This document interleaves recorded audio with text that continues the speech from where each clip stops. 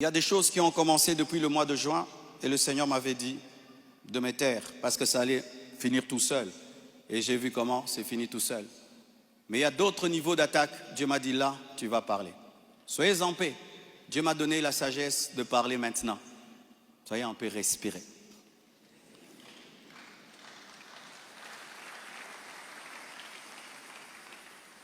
Désormais, lorsque j'aurai des choses très importantes et pertinentes, j'écrirai et puis je lirai. Amen. Comme ça, je reste vraiment dans ce que je devais dire et ce que Dieu m'a demandé de dire. Shalom bien-aimé. Et j'aimerais que ça passe en ligne. Comme le combat est sur Internet, la réponse est sur Internet également.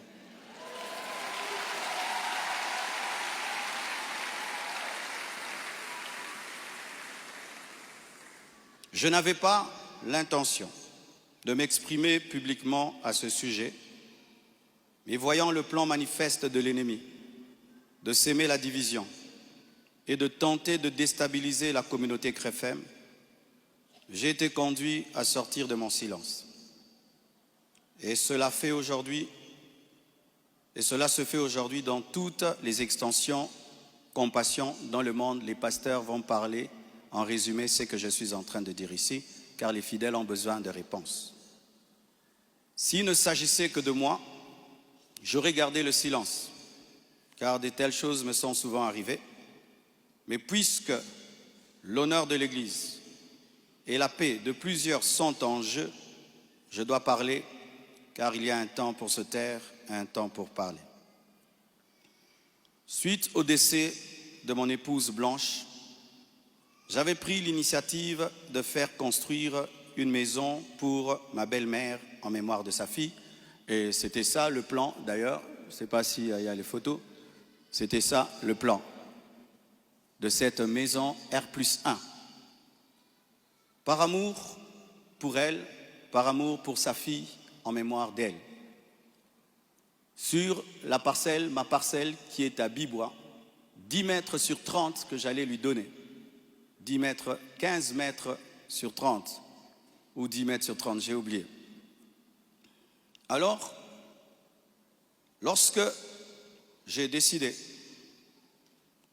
de le faire, le projet était déjà en cours avec son fils et un architecte, d'ailleurs celui qui est en train de nous construire ici.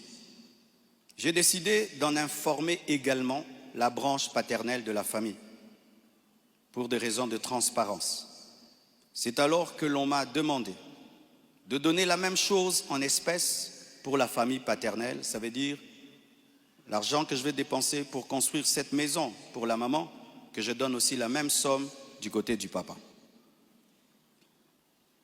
J'ai expliqué que je ne pouvais donner que 250 000 $ pour l'ensemble des deux familles, considérant que je n'ai qu'une seule belle famille et qu'il leur revenait de se répartir cela entre eux. Mais à ma grande surprise, on m'a dit que la maison était considérée comme un cadeau que Blanche avait promis un jour et qu'elle ne comptait pas donc dans l'héritage. Ils exigeaient donc une somme supplémentaire pour atteindre un total de 800 000 $. Par ailleurs, certains membres de leur famille ont contesté ma désignation légale comme liquidateur de mes propres biens, réclamant que ce rôle soit attribué à ma belle-mère. Ce que j'ai catégoriquement refusé, car cela ne respecte ni le droit ni l'équilibre. Comment je peux être vivant et c'est quelqu'un d'autre qui va liquider mes biens? Ils m'ont également reproché d'avoir exprimé pendant le deuil ma volonté de ne plus me remarier, une déclaration faite sous le choc et la douleur, car lorsqu'on pleure, on dit des choses, en prétendant que j'avais menti parce que j'ai finalement choisi de reconstruire ma vie. L'un d'eux m'a même dit que je devais rester veuf jusqu'à ce qu'ils reçoivent leur héritage. 2 réunions ont eu lieu entre moi et une partie de ma belle famille. Malheureusement, aucun accord n'a pu être trouvé. Ils m'ont officiellement réclamé 800 000 $ au travers de mes avocats, tandis que j'avais proposé 250 000 $ à l'amiable, par amour, par respect et pour honorer la mémoire de Blanche.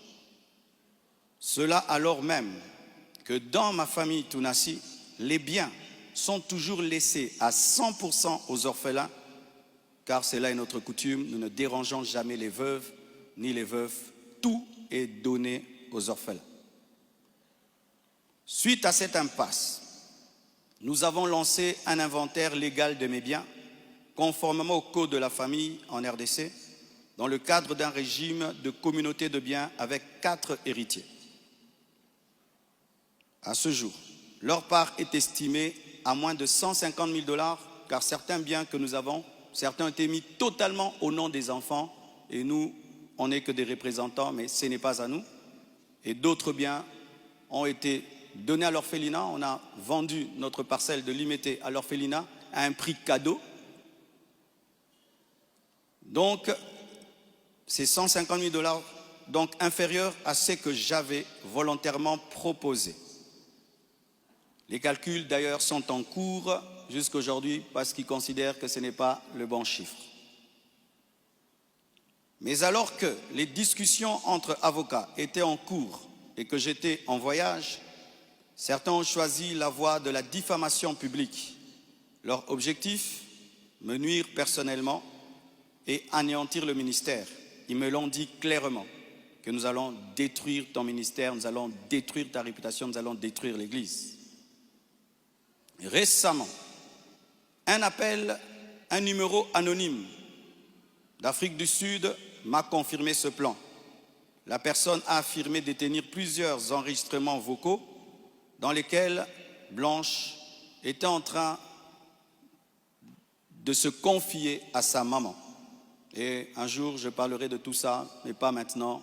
J'en parlerai dans 1 mois, 6 mois. Un jour, je parlerai de tout ça.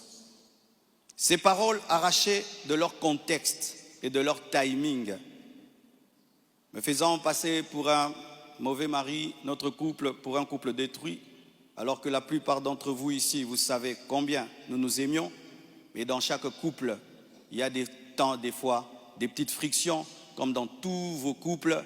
Et en 18 ans, jamais nous n'avons parlé de divorce, je ne l'ai jamais frappé, je ne l'ai jamais insulté, je ne l'ai jamais tapé.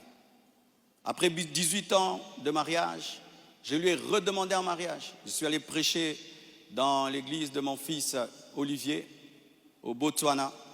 Tout ce qu'il m'a donné pour me bénir, je lui ai acheté une bague en diamant et je lui ai redemandé en mariage. Elle avait même témoigné dans une émission ici. Quand vous voyez ces dernières vidéos, cette femme était heureuse, était épanouie. Aujourd'hui, on veut changer toute cette belle histoire en un couple détruit. C'est totalement faux. Ceux qui veulent me croire, croiront. Ceux qui ne veulent pas, ne croiront pas. Mais je sais qui je suis devant Dieu et comment j'ai fait de tout mon mieux pour que cette femme ne manque de rien et de rien et de rien. Je ne sais pas si un jour Oracle pourra m'appeler et je l'enregistrerai pour un jour sortir ces enregistrements. Des fois, je me pense être dans un film. Il m'a aussi été reproché faussement qu'Esther venait déjà à Kinshasa du vivant de Blanche, ce qui est faux. Vous pouvez aller à la DGM, c'est seulement le mercredi. Elle est venue quand? Mercredi qu'elle est venue. Et d'ailleurs, quand elle est arrivée à l'aéroport, la DGM devait l'amener parce que c'était sa première fois. Je l'ai rencontrée après le départ de Blanche au travers d'un ami. Avant cela, je ne la connaissais pas. On ne se connaissait pas. Et on dit que j'allais souvent au Canada plus de 10 fois. De toute ma vie, je suis allé au Canada que 2 fois, pendant que Blanche était vivante. Et après, j'ai voulu aller. Je n'ai pas eu le visa. Ceux qui font mes démarches de visa du Canada sont là. Je ne suis même pas allé 3 fois au Canada dans ma vie. Et ce qui est pire, on dit que j'ai pris ces biens, ces sacs, c'est plutôt ces habits, j'ai mis dans des sacs poubelles pour donner à la belle famille. Est-ce que toi, tu gardes tes habits dans des sacs poubelles pour que moi j'ai des sacs poubelles à mettre des vêtements? On a mis ces habits dans des valises et dans des gros sacs parce qu'il y en avait beaucoup. Quand ils sont venus prendre les habits, ils ont cru qu'il y en aurait quelques-uns. Il n'y avait pas assez de place dans leur voiture. J'ai dû leur prêter même un bus pour amener les habits. Il y avait au moins 4 grandes valises et des grands sacs. Les sacs là qu'on utilise quand on a trop de vêtements. Mais ce ne sont pas des sacs poubelles. Plus de 6, si j'ai oublié. J'ai même la photo, je compte parce qu'il faut être précis. C'est ça, 4 valises et 1, 2, 3, 4, 5, 6 grands sacs. Et si certains doutent, je vais vous envoyer tout ça au président des départements. Vous aurez ces photos. Tout ça, pourquoi?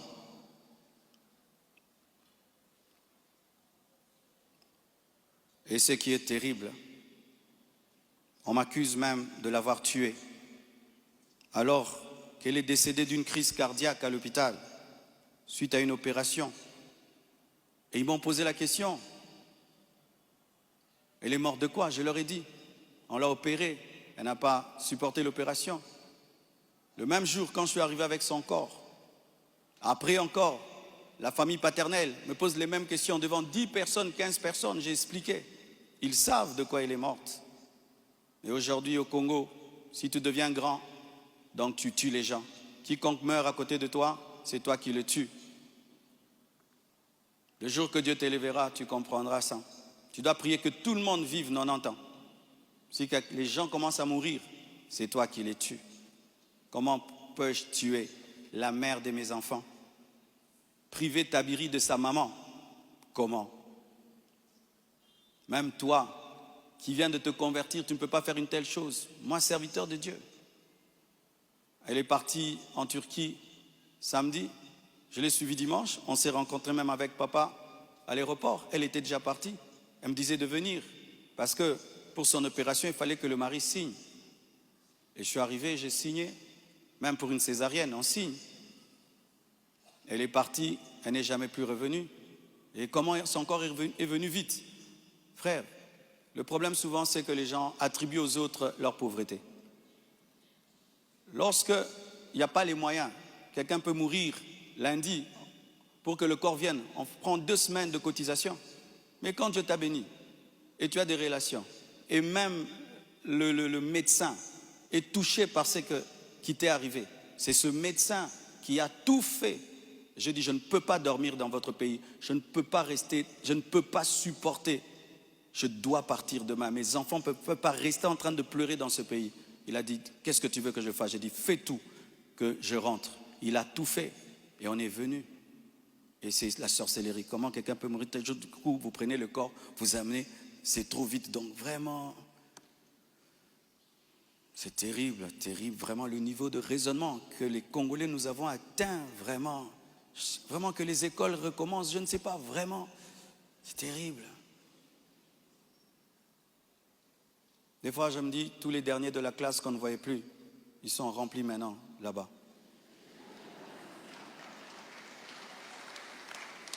Et vous savez, le dernier de la classe, le professeur donne un cours de 2 heures du temps, et puis il a 1 sur 10. Le premier de la classe, il comprend, tu l'as 10 sur 10. Tu te dis, comment tu ne comprenais pas? C'est ça, maintenant, on a des cerveaux des derniers de la classe en RDC. Dis à ton voisin, même ce que tu es en train de comprendre, ce que le pasteur dit. Il faut vérifier, hein. Peut-être tu es un dernier de la classe à côté de toi.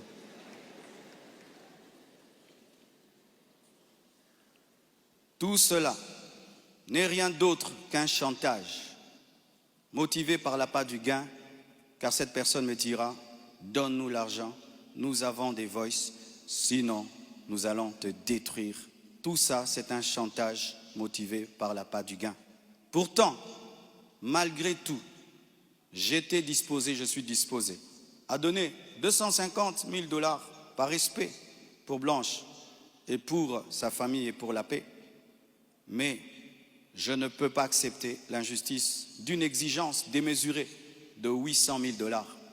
Comme je vous dis toujours, cette église n'appartient pas à mes enfants. J'ai investi 26 ans de ma vie dans cette église, mais rien n'est à mes enfants. Qu'est-ce que mes enfants auront? Les quelques biens que j'ai, c'est à eux. Ils ne viendront pas un jour vous déranger ici. Et donc je ne peux pas donner par peur ou par chantage ce qui est à eux. Ils diront, tu es quel genre de père? Et l'église, ce n'est pas nous. Et ce que tu as n'est pas à nous. Je ne le ferai pas. C'est pourquoi j'aimerais dire aux veuves et aux veufs, ne vous laissez pas dépouiller. Ne vous laissez pas dépouiller. Ne vous laissez pas dépouiller. Ce que je prêche, je le vis. Mon combat, c'est que je vis ma prédication, mon message. Mon combat, c'est le message de la sainteté qui dérange. Mon combat, c'est que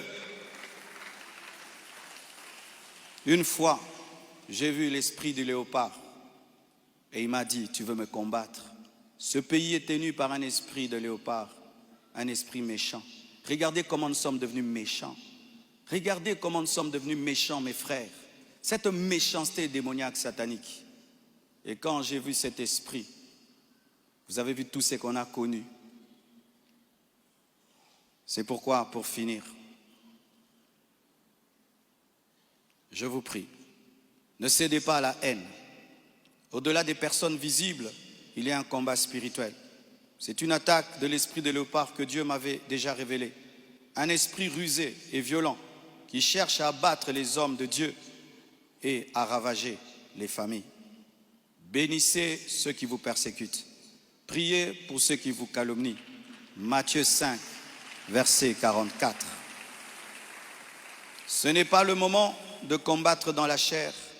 Restons enracinés dans la vérité, dans l'amour et dans la prière. Pour ceux qui souhaitent des informations juridiques fiables, je vous invite à contacter mes avocats, le maître Béladé et le maître Abed, qui sont des fils de la maison. Et sachez que toute chose concourt au bien de ceux qui aiment Dieu. Romains 8, verset 28. Et je rends grâce à Dieu pour toutes mes épreuves et tous mes combats. Je suis l'un des hommes de Dieu aujourd'hui les plus persécutés dans ma génération. Quand je regarde mes amis, mes pères, des fois je me dis, Satan vous a oublié ou quoi? Mais je rends grâce. Ça fait de nous une église 4x4. Les gens sont étonnés. Comment cette église n'est pas morte? D'ailleurs, ça grandit. On vous insulte, vous allez à l'église. Vous allez mercredi, vous allez vendredi. Venez 25 matins, une église 4x4. Car ce qui ne te tue pas te rend fort. Et avec Dieu, nous ferons des exploits. Alléluia! Ce message est l'avant-dernier que je ferai à ce sujet. Après le suivant, dans des mois, pas 25 matins, je vous laisse tranquille, les mêmes équilibres, profondeur. Après, une seule chose après.